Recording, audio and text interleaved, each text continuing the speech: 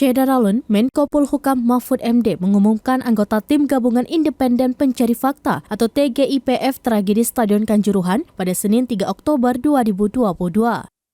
Adapun tim tersebut diketuai oleh Menko Polhukam Mahfud MD dan Wakil Ketua Menpora Zainuddin Amali serta Sekretaris mantan Jampidum atau mantan Dep 3 Kemenko Polhukam Nur Rohmat. Selanjutnya tim tersebut beranggotakan Reynal Kasali dari Akademisi UI, Letjen TNI Purnawirawan Doni Monardo selaku mantan Kepala BNPB, hingga Kurniawan Dwi Yulianto selaku mantan pemain tim nasional sepak bola. Ia mengatakan tim tersebut akan bekerja paling lama 1 bulan. Mahfud juga menegaskan tim tersebut juga tidak hanya akan melakukan investigasi terkait aspek hukum, melainkan lebih menyeluruh.